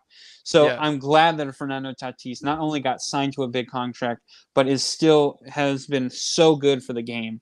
I'm so happy that he is in this league. I wish he wasn't injured, but I do feel like San Diego is kind of trying to stall because, like you said, he's here for 14 years. They like to keep him for 14 years. Yeah, I mean, going back to the bat flip thing, in our intro music, of course, we have the Fernando Tatis grand slam on the 3-0 pitch. We have to throw that in there. That's Clark and I subtle jab. We are not fans of old head baseball fans. We do not agree with it. Yeah. Baseball should be fun. It should be entertaining. Pitchers have feelings, sure, but they get paid just as much money to throw strikes as batters do to hit home runs. No pitcher should go home feeling bad that they gave up a home run on a 3-0 pitch. Their job is literally not to let the other team hit it. If you're getting a grand slam hit off you, and then you're getting bat flipped and you're crying about it and feeling like, oh, like poor me, poor rules that are unwritten. No, you're just pathetic. You get paid millions of dollars. If I went into my school and like cried about some unwritten rule, I would get reprimanded by administration, and then they would get all mad. But in the MLB, it's like, fine. They're like, yeah, pitchers have feelings. We should really protect those. I think it's dumb. Yeah. God forbid the pitchers get upset. We wouldn't want to upset them. They're only the ones with the ball every 5 days. Yeah, they're the only ones with the ball thrown at 90 miles an hour. It could almost take your head off if they wanted to. But let's worry about their feelings. Sure. Cody, I know what you want to ask him, but I'm going to hijack it. I'm going to ask him this question first, and then you can ask him your question, because I know you want to talk about the unwritten rules. It's in the queue. Yep. So I do want to ask you this, Ethan. So let's say you're handed a franchise. Speaking of Fernando Tatis, you're handed a franchise. We'll say you're the owner. Because I feel like GMs in baseball don't do as much as the owners, apparently, aka the Oakland A's. But you're handed a franchise. You have to pick one of the 4 players who are under 25 to start your franchise with. Yeah. You have Ronald Acuna Jr., Fernando Tatis Jr., Vladimir Guerrero Jr., and Juan Soto. I felt like I shouldn't say Jr., but he's not, so I can't say that. But anyway, you got Juan Soto. So which of those 4 do you pick to start your franchise with? It's funny. So Clark and I actually did this on our first start bench cut. Yes. This was the collection of players just without Vlad Guerrero. Yeah. And so as my viewers would know, on those segments, I don't give my answers. So it's fun now. I get to answer the question. Yes, that's why I asked it, because I was like, he didn't tell me. I know what Clark said, but I was curious what you said. So for those that don't know, Clark said it's Juan Soto, and I tend to agree. I think Juan Soto, out of these, he's the most natural hitter in the league. If you look at his stats savant, he's off the charts. His OPS is insane every single year. He's getting on base. He's slugging the ball. He can do everything. It sucks that he's being stuck on the Nationals right now, because the Nationals are just doing nothing and they're garbage. Mm-hmm. And it's crazy that he might get traded at the deadline. I mean, I'm excited to see if he actually does, what that trade package looks like, because Juan Soto is a generational player. I mean, all these guys are. I don't want to slight Vlad Guerrero, Ronald Acuna, or Fernando Tatis. They're all amazing players. They're all really good. Every fan of these teams should feel really excited that they have them. But Soto, in my opinion, is just probably the best all-around hitter out of all of them. He is able to see the ball really well. He gets on base a ton. He's constantly honestly, it feels like early Mike Trout with Juan Soto. How Mike Trout was when he first came into the league, it was just crazy. I mean, his power was off the charts. He was getting on base all the time. He was driving in runs. That's how it feels with Juan Soto. Every time Juan Soto's up to the plate, it really feels like something special is going to happen. It just sucks that he's being shoehorned onto the Nationals because they have literally nothing and their team is terrible. Mm-hmm. But then talked about the other guys. Ronald Acuna, obviously really good with the Braves. I don't know why he signed. Speaking of extensions, I don't know why he signed that 8-year, $35 million deal. Good for the Braves getting him for that. I don't know why he did that. That's got to be an all-time just horrible move by a player. Well, that's why Freeman is now a Dodger, because apparently he's got the same, agent. So he was like, let's keep Acuna here. We'll take Freeman away. No, I'm just kidding. I totally get it. And then Tatis, we already talked about, really good player. And then Vlad probably has the best natural power out of any of these guys. Yes. He can just club the ball out of the park. He's such a nice player. Now, the one thing I will say about all of these guys is none of them are great defenders. Now, there are I think they're all pretty much average at best. Acuna is probably the best out of the bunch, but none of them really provide like immense value. Kind of like, this is where when we talk about 5-tool players like Mike Trout is a better defender than all these guys. Yeah. But it's Mike Trout. I mean, it's Mike Trout for sure. But when we talk about 5-tool players, which all of these guys I would argue are, they're not at the same defense level that Mike Trout is at. I mean, that doesn't mean they can't develop into that. Tatis had the most errors in the league last year, which is a crux on him. But then his fielding percentage is incredible. He is the best at getting balls that he should not get. But the problem is he just throws them away when he gets them.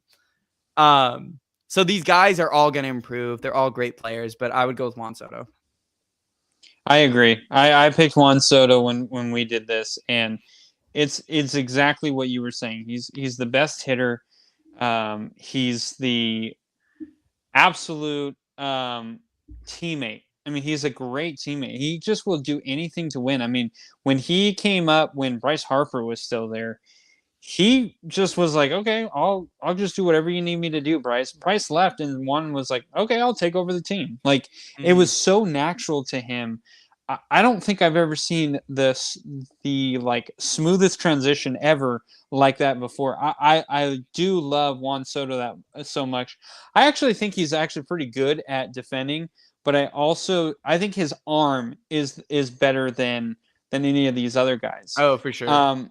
I do think Vladimir Guerrero Jr., I think he's actually been improving each and every year on his defense.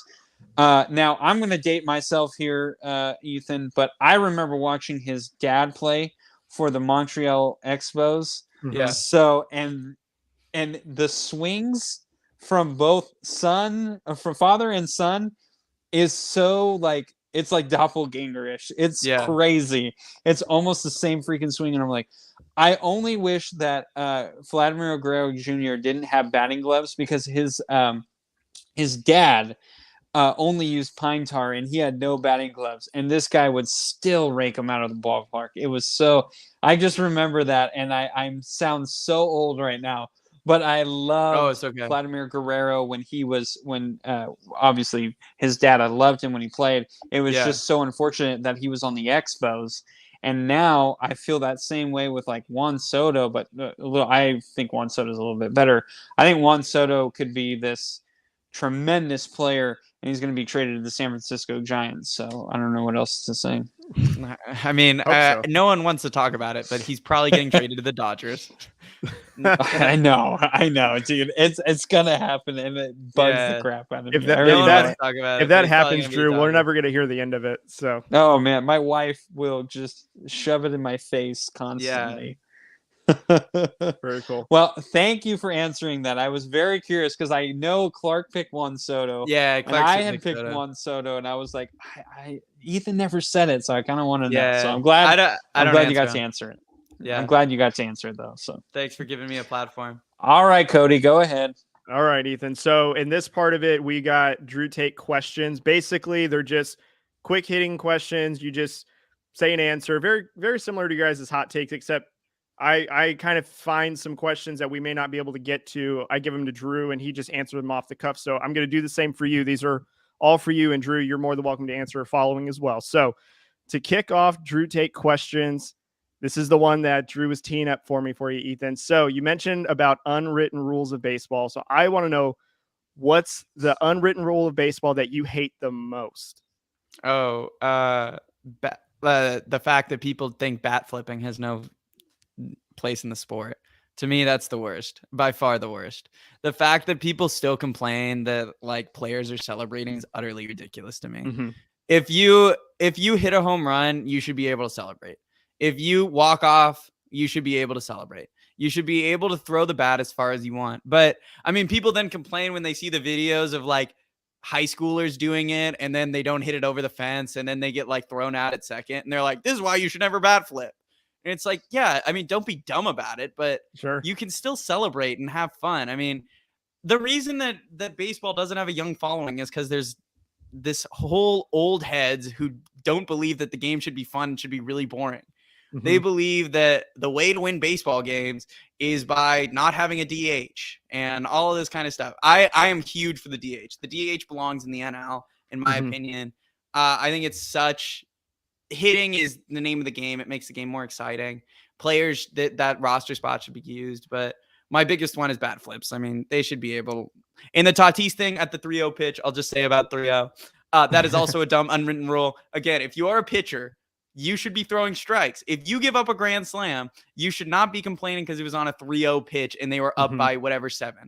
There have been plenty of teams that have lost 7-run leads. In fact, the Padres did it like a night ago to the Diamondbacks. They were up 6-0 in the 7th inning and they lost the game. Like, I don't get it. I don't get like, oh, they're in the 5th inning and they're up 7 runs. You shouldn't swing at a 3-0 pitch. The game's not over. Yeah. The game's not. There's no one. Like, if we were to talk about the NFL, when players are running up the scores, you don't hear people be like, oh, Patrick Mahomes should stop throwing the ball. That's really mean to the defense that he's continuing to torch them. Only the MLB is like, let's feel bad for the pitcher. Let's like protect egos. Yeah. But like in an NBA game, if one team is up by like 50 points, they don't feel bad when Steph drills a 3. It's not like, oh, he shouldn't have done that. Because that's what people are paying to see. They're paying to see that kind of stuff. I don't get why the MLB is the only one that like frowns upon fun. Yeah. Drew, was this the take you had before too? Yes, I said bat flips as well. I don't see the issue in bat flips. There's one it was a high school one where this kid, he jacks a home run and he flips the bat towards his dugout and he's screaming the whole time, but he's screaming towards his dugout like, yeah. And a lot of people are like, oh, how dare he enjoy his victory and show up the other. First of all, he was not showing up the other team. What he was doing is he was pumping up his teammates. Actually, my coworker Brad, shout out to Brad because I know he's watching right now because he's constantly texting me. But we were talking about this. We were in a softball league together, and during the playoffs that we have, you basically play.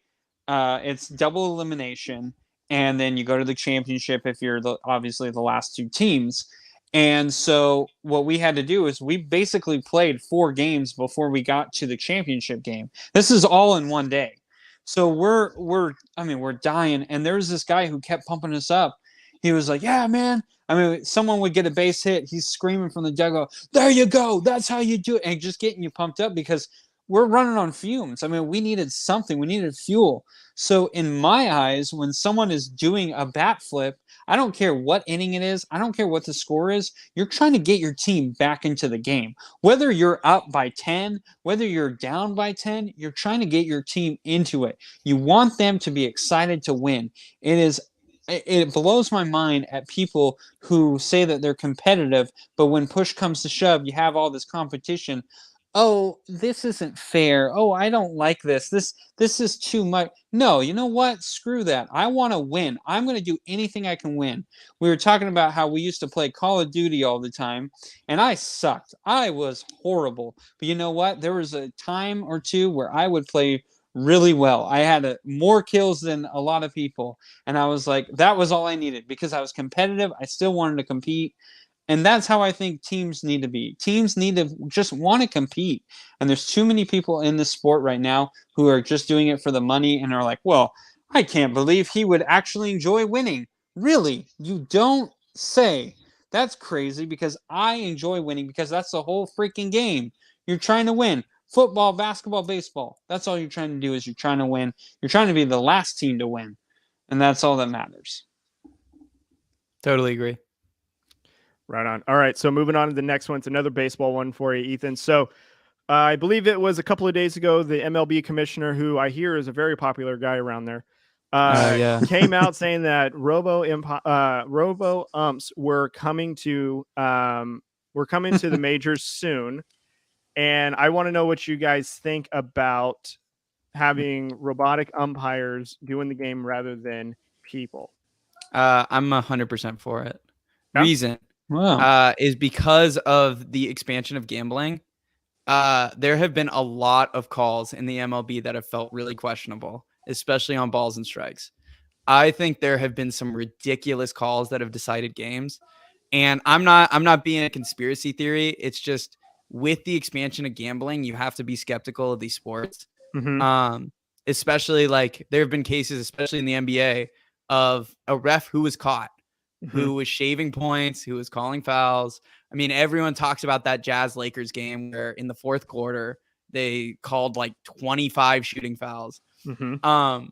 So I'm all for robo-umps. I think umpires, especially Angel Hernandez, I'll call out Angel Hernandez right now. He is so bad. I don't get how he has a job. I don't get how he still exists. He's probably the sole reason that robo-umps are going to exist because he is so bad. Everything he does is horrible. He calls games so poorly. Yeah, but I'm all for it. Did you see the recent one that he called? Yeah, where it was the runner. Yeah, and the guy was so out. It was so bad, and they even reviewed it and looked at it, and then they're like, so meh. Yeah, he's so bad. He's the worst. Yeah. But I'm all for it. I don't think it'll make the game any worse. I mean, people always talk about like, oh, they're putting too much robotics into it, but it's just being fair at that point. I get that you want to have refs still be a part of the game, but I mean, go ask a Saint fan about how they feel about refs deciding games. Right. Yeah. So I don't know. Rams fans are probably like, oh, you got to leave it up to the refs. It's all about human error or whatever. But there's no need to have human error. Take it easy. My in-laws are watching this. Or no, just kidding. Are they Rams fans? Yes, they are diehard Rams fans. Well, they better admit that was also the clearest pass interference in the world that just led to. They'll admit that was definitely pass interference. But I'm going to go against you. I don't think it's crazy that you'd want robo umps. I think instead of going to like review, you could go to like robo ump and see where it is, and you can just say yes or no. That's a strike. That's a ball. Out. Safe. Whatever it may be. I think if there's a way to do that, I would prefer that because I actually do like the human error in the sense of I like that it's a little bit more drama. It's more of interpretation. Like the whole Des Bryant, was it a catch or not? I mean, nowadays it was a catch, but back then it was not a catch.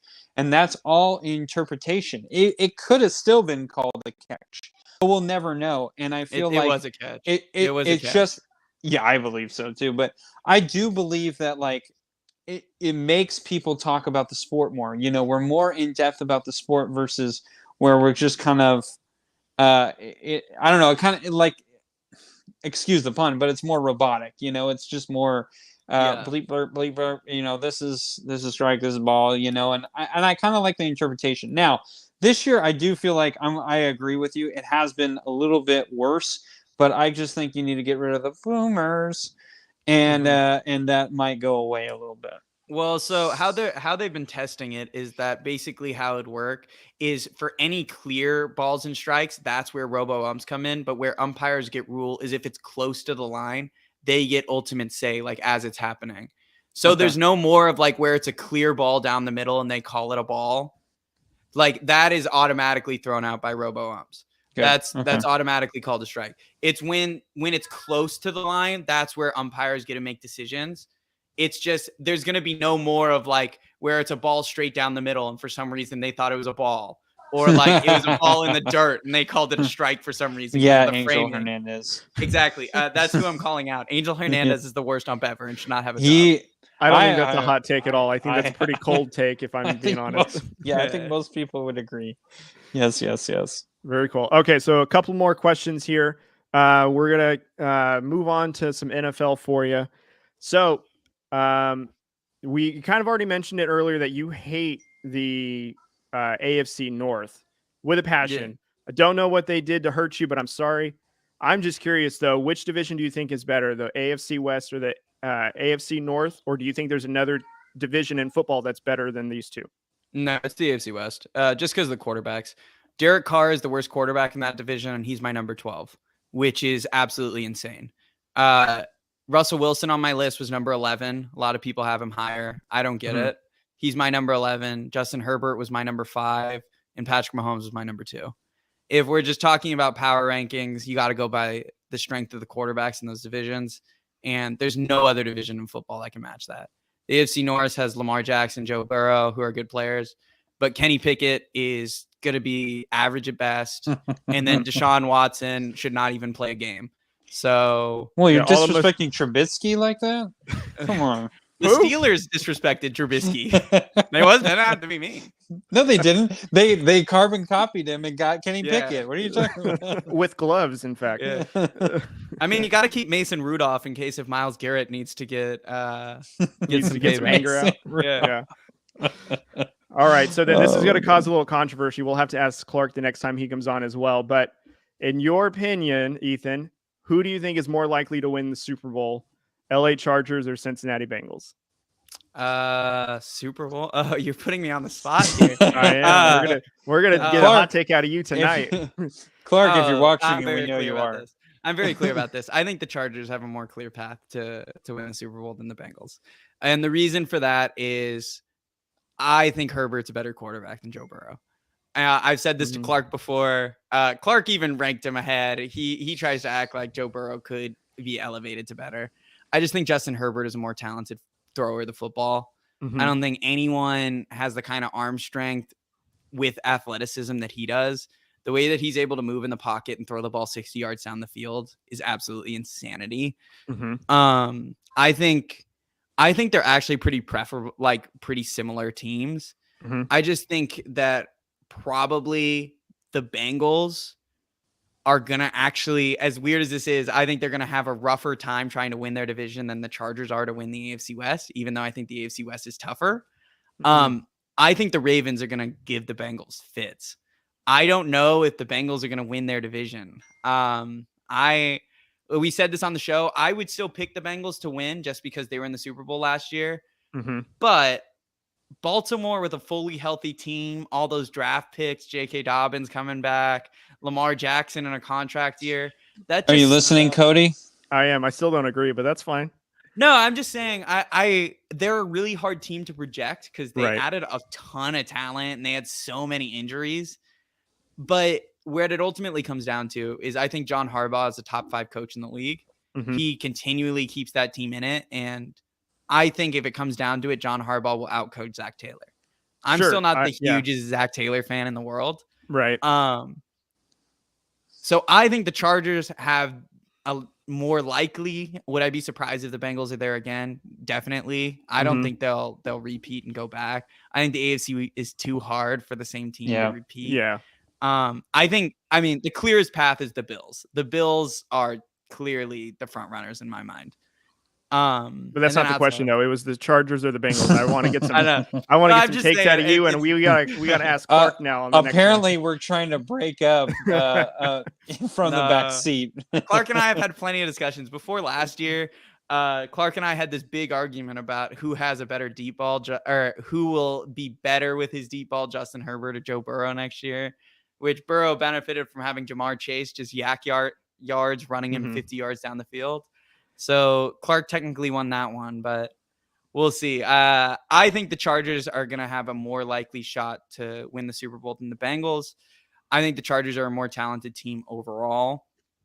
I think if the Chargers are firing on all cylinders, they're going to just be hard to beat because they have so many all-pro players. I mean, they have Rashawn Slater on the offensive line, Austin Eckler, who's arguably one of the best pass-catching running backs in the league, Keenan Allen, who we talked about last show, has slowed down, but he's still a top 20 receiver. People try to act like, are just forgetting that just because he's not as good as he used to be, that doesn't mean he's not good. He's still a good player. He's just not what he was. I believe he should move to the slot, to be honest, because I think his route running that he does is still very elite. I think his hands, for some reason, he's had some weird drops I've seen in the last couple of years. But if he moved to the slot, I think he would actually extend his career a little bit, to be honest. Totally agree. And then on the defensive side of the ball, I mean, we talked about it earlier. Joey Bosa, Derwin James, J.C. Jackson, Khalil Mack. It's hard to beat a better four of that caliber of player. So we'll see. We'll see. I definitely think the Chargers are more likely to win. I got to tread lightly. I can't get Clark too mad at me. Clark and I try to tread lightly on Bengals Chargers things. You'll hear. Luckily, we don't play this year. We might play in the playoffs. So this is a fun Clark story. So going back all the way to 2013, the Chargers and Bengals actually played in the playoffs. The Chargers just snuck in. Bengals were 8-0 at home. Chargers came on the road, beat them. Clark punched a wall. Oh. So this was in 2013? This is in 2013. Don't ask me about what happened in 2015 when the Bengals melted down and lost to the Steelers. Oh, I bet he was pulling his hair out with Andy Dalton. That's for sure. You know, he was a big Andy Dalton guy. He really liked Dalton for a long time, which a lot of Bengals fans were. Yeah. I mean, he won them a lot of games. I mean, for how bad of a franchise just they were. Not the most important ones, but yeah. No, I mean, Burrow pulled them through. I mean, they got to a Super Bowl. Yeah. A lot of people call the Bengals Super Bowl run really fluky, which in some ways it is, but their defense played really, really well down the stretch. Yeah. I mean, they were arguably obviously the second hottest team in the league. That's why they got to the Super Bowl. And if it wasn't for their offensive line, they might have even won it, you know, and in this offseason, they addressed it. And what I think, and, you know, I get your point. I think too, the division is a little bit easier for the Bengals to win. And I understand the Ravens are going to probably be the biggest challenge that the Bengals will see in that division the entire year. I'm not disputing that. I just think that the Bengals have more weapons. I don't really believe in the Ravens offense that much outside of Lamar and Andrews. And if that's all that they have, that's like a huge concern for me. And I think the Bengals, they just have too much. If you have Lamar that can't locate Andrews, or he's injured for some reason, or for some reason that offense isn't clicking in terms of the Ravens, and then you give Burrow like a bunch of opportunities to go down and score with Chase and Higgins and Boyd, he's got to find that end zone. There's just no way you're going to keep him out with all those opportunities. And I think in that sense, that's where I see the Bengals will have the edge. So I'm not saying that the Chargers don't have a way to get to the Super Bowl. I think that the Bengals' path is easier because of the division that they're in. No, it's totally fair. I mean, I totally get. I mean, they have by far the best offensive collection of weapons in the league. I don't know who can go deep. They have 3 great receivers. They have a good running back. Arguably the best 3 receivers like group in all of football, or at least top 3 at least, because I don't even think it's an argument. I think they are. I don't know who else is toe-to-toe with them. Boyd at one point was the number 1 receiver, produced them 1,000 yards, and then when Higgins, I think in his rookie season before Chase, almost 1,000 yards, and then Higgins and then Chase that followed that. So yeah, I'm there with you too. All right, last one. This one is not as controversial, but it's a little bit curious because Drew had a take on this a few weeks ago where he said yes to this, but I'm curious if you agree if Baker should return and play for the Browns in the upcoming season. Is Deshaun? How many games are we saying Deshaun Watson is out? We're just going to assume that the answer to that is unknown. But and the only reason why I say that is because earlier this week there's a report that came out that Baker said that if the process started on the Browns side, there's an opportunity for some closure. And it's kind of leaving the door open to where he's now not saying I'll never play for them again, but the process needs to get started, quote unquote. So if the Browns do this, obviously they're going to need somewhat of a good quarterback in the time frame that they're missing Watson. Do you think Baker should return? Here, I'm going to give you a TikTok click because this is how I feel. Baker Mayfield sucks. I'll straight up say that. Baker Mayfield is not very good. I don't get why everyone last year he was so bad. Yeah. He was so bad for so much of the season. And people are like, oh, his shoulder. Look out for his shoulder. But he played bad the entire year, even when he was fine. The only thing he benefits from is they have by far the best collection of running backs in the league. So they can just pound it down everyone's throat. Right. They have a good offensive line.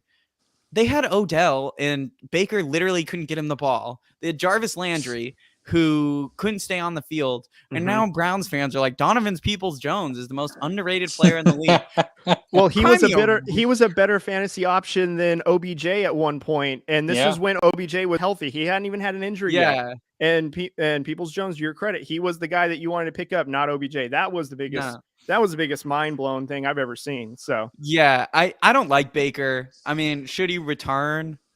Probably not, because he would lose his job at some point. I mean, if he was smart, he'd go over to Seattle and go battle with Drew Lock. But who knows if he can even beat Drew Lock in a QB competition? Oh, you think he's that bad? No, I don't think he's that bad. Drew Lock is by far horrible. Yeah, Drew Lock is on another level there. I miss Drew Lock in Denver, to be honest, because that was a nice easy win for the Raiders. Yeah, Drew Lock is really bad. So years ago, when Baker was chosen first overall, we did an episode. This is when we were strictly on YouTube and not doing the podcast. Drew had a take where you would have thought that, someone killed his favorite pet or something. He was so disgusted by Baker going number one. It was like he would have wanted to flip the table. That's how upset he was and how much he despised it. And I'm sure he now is glad that someone is saying the exact same thing he's been saying for all these years, that, Baker's not that great. He's number one guy. He's got the attitude. He just can't get it done. And, he did win the Browns one playoff game in however many years that they've been in the playoffs. But again, to your credit, though, they have an elite backfield that was probably arguably the best, and that offensive line just carried them there. It wasn't Baker Mayfield throwing it all over the field, beating the Steelers. It was that run game beating them. Yeah, so. No, I completely agree. I mean, and Myles Garrett is, again, this is going to be another hot take that you can put on TikTok. Myles Garrett's better than TJ Watt. I don't know why Myles Garrett is the best edge rusher in the league. I get that TJ Watt has the sack numbers, but Myles Garrett is much bigger of a game changer than people give him credit for. When you talk about that Steelers playoff win, he literally caused the Browns to score 14 points in that first quarter. He literally made that league. I mean, I am just not a Baker guy. If you want to hear someone who's really not a Baker guy, you got to get Clark on here, because Clark hates Baker more than I do. Drew, you have a brother in arms over there. Yeah, I know. Clark hates Baker. No, but should he play? I don't know. No, I didn't get the I don't want to play for Cleveland anyway, because I'm like, who even wants you? Exactly. I was going to be more gracious and say he was doing it on principle. He wasn't going to be on the same team that basically excuses behavior. Essentially, that's what they did. They traded for somebody that had a disgusting behavior that has been out of the league for almost 2 years now. And they traded literally their future, gave them every penny that they had in their account. And then all of a sudden Baker's going to say, no, I'll stay and I'll play. No, I don't think Baker would do that just because of the fact of no, you chose this guy who might not even play, and God forbid it takes one more person to accuse him of something, and this thing could all be flipped on its head, and you want to choose that, go right ahead. Don't include me with that plans. I'm thinking that Baker should say that out of principle, not because he can't play, but more or less hey, you chose that guy, and you're going to live with the consequences no matter what comes out of that. All right, I'm going to say one more for you that you could put on TikTok. For all those people that say Andrew Berry, that's the Browns GM, is playing 40 chess, that, he traded for Deshaun and kept Baker because he knew Deshaun would get suspended, and then Baker could play the first 6 games and raise his trade value and trade him at the trade deadline. That is not what happened. That is not 40 chess. You're not playing. That is not how I mean, maybe he thought that way, but that's not how it's going to work out. Baker is going to come in and play horrible. And then people are going to be like, he's not even a starter. We don't even want him as a backup. He's a bad player. Yeah, that's just my opinion. I don't get all these delusional Brown fans who believe like, oh, Andrew Berry's the best GM in the league. No, you guys won one playoff game and you guys act like you're like God's gift to the earth, and you guys aren't even that good. You have a sex offender at quarterback now who you gave up 3 first for. I'm not a Browns fan. I think Browns fans are really annoying. Clark and I are thinking about doing a segment in the future where we go into Browns safe spaces in Twitter and review them. My God. Yes. Clark's done that before. Clark's done that before. And we've talked about like doing it as an actual video. So maybe we will do it in the future because those guys are so delusional over there. That'll be incredible. Ohio is not safe. That is for sure, people. No. Well, just Cleveland, because Cincinnati, because Clark will defend them till the end of time, but not Cleveland. Clark hates Cleveland. The only thing I said was I do believe that Baker Mayfield, to save his career, should actually play for Cleveland. And the reason being is Cleveland right now is desperate because I'm just going to say it right now. There's no way in hell that Deshaun Watson is playing this year unless the NFL, well, I shouldn't say this because the NFL is this shallow. You're going to make the point for us, aren't you? But I do feel like Baker Mayfield has had a lot of controversy. He hasn't been, as you alluded to, Ethan, that he hasn't been as successful as what everyone thinks he should have been. And so what you're going to do is you're going to say, hey, I'm going to put all of this in the past. I'm going to forget that you guys traded for some guy and gave him a absolute crap ton of money that he was probably just going to use for masseuses apparently. And so what I'm going to do is I'm going to take over this team. I'm going to do the best I can with what you guys give me. I'm going to give you my all.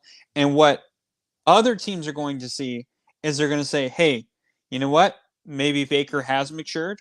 Maybe Baker, it's not, maybe his talent isn't wasted in Cleveland. Maybe we can get that, whatever talent they saw as the number 1 pick. Maybe we can scrap that out of him onto our team.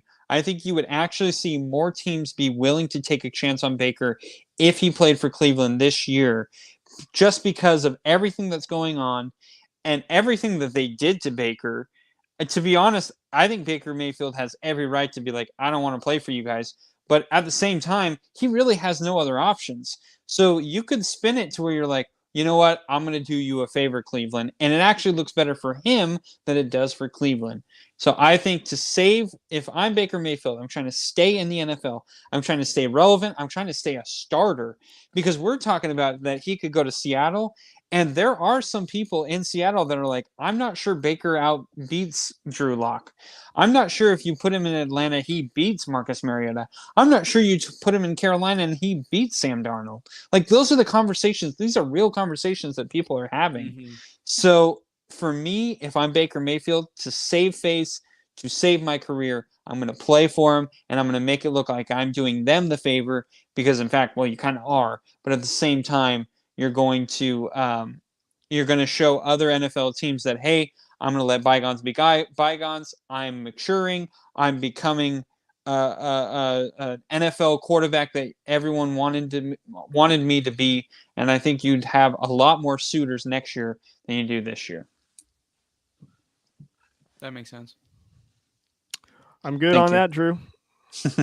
All right, guys. Well, thank you so much, Ethan. Thank you so much, man. I'm so glad you got. I feel like you got to say a lot of things. I hope we didn't hijack as much as I think I did. So, but I am really glad. I'm so glad you got on here, man. I know you've been super busy. We're gonna have to have you on real soon. I know Cody was talking about, hey, maybe next week, but I know you're gonna be kind of busy. So we'll have to set up a time where we can get both you and Clark on here. I think that'll be fun. But I think we'll have to pick a future time. But thank you so much, Ethan. I really do appreciate you being honest, giving your honest takes, giving us some hot takes. So we're gonna have a fun time on TikTok and Instagram and all that. Go blast me. I'm happy to be used for because over on my show I'm more of the host, so I don't talk as much as I do when I go out and do other things. Well, Ethan, do you have anything that you guys want to plug? Social medias, maybe a promotion you guys are doing, whatever it is. Why don't you go ahead and do that now? Just listen to the show. It's from the Backseat. You can pretty much find it on every platform. We're the biggest on TikTok, so that's probably the easiest place to find us. We're always posting over there. You can come interact with us. Just rate our podcast. Enjoy it. Thanks for having me on the show. I don't know. I don't have that much to say. I talked for a long time. Well, thank you so much, Ethan. We do appreciate it. I'm sorry that we didn't get Clark on here, but we will have to get him on here another time. So, but thank you guys for also having us on your podcast. That was, God, we had so much fun. So, anyway, I just want to say, guys, go follow us on all of our social media. We are on Facebook, Twitter, and Instagram. Also on YouTube. Subscribe to YouTube and like and follow on the social media sites. We want to hear all your comments. So any videos we post, anything we post on any of the social media sites or YouTube, please comment. We want to hear from you. We want to interact with you guys. So please go ahead and do that. Share it with everyone and tell them to comment as well and see if we have lists as we were talking about our tight ends. Let's hear what you guys say about your tight ends. Let's hear if, maybe Tatis, maybe you believe that Tatis shouldn't have been signed that early. Whatever it is, let us know. We want to hear from you guys. Also, on our podcast, as Ethan said about his, also go to Apple Podcasts, Spotify, iHeartRadio, and subscribe to our podcast. Rate and review. Anything and everything does help. So even if it's a 1-star, well, don't do that. But if it's a 5-star, please let us know what you like that we're doing.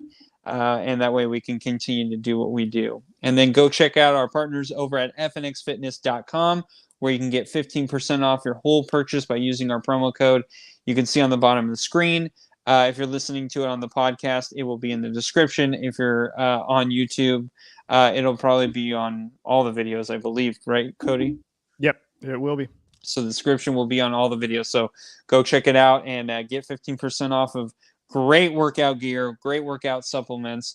Like I said before, I'm trying to wait for the perfect tank that I can use for the gym. But I love their protein. I'm like, oh God, I love that stuff. It's the best I've ever had. So anyway, I want to just say, go ahead and go check that out and use our promo code. That would be greatly appreciated. And Cody will finish us off by spewing out the rest of the crap. That's right, guys. So again, just a quick reminder, we've already mentioned this before. We are having a fantasy football league. DM us or email us if you guys are interested. Ethan and Clark, you Ethan, for sure, you guys have the first invite. So if you guys want to be a part of it, we're happy to join. Okay, perfect. So you guys can then decide if you want to have one team or one team of each. It doesn't matter to us. We just love to have you guys involved. So if anybody else is interested, please drop us a DM or email us. Email is in the description as well to get in contact with us and do all that. As Drew had mentioned, all the links to all of our social media, our YouTube, Spotify, whatever you guys do to listen and watch us will be in the descriptions. I will also link all of Ethan and Clark's stuff for their podcast, their YouTube, their TikTok. I'll put all that in the description. Please don't forget to follow them on their socials. As you see, if you guys are watching, it's on the screen.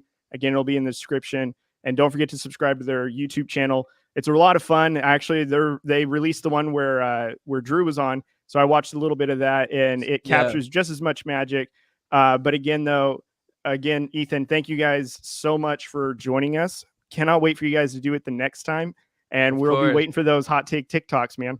Oh, we're happy to do it. Don't worry, they'll be coming. I'm always editing stuff to make it look more controversial than it probably was.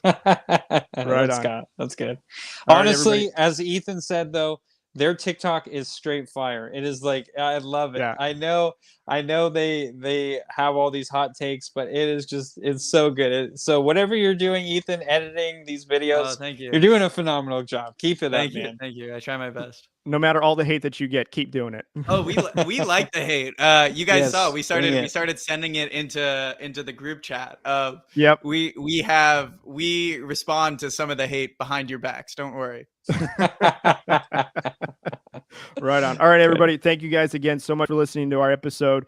We will catch you guys on the next one. Thank you guys so much. Be kind to one another, and we'll catch you on the next episode. Yes, Ethan, thank you. Thank you.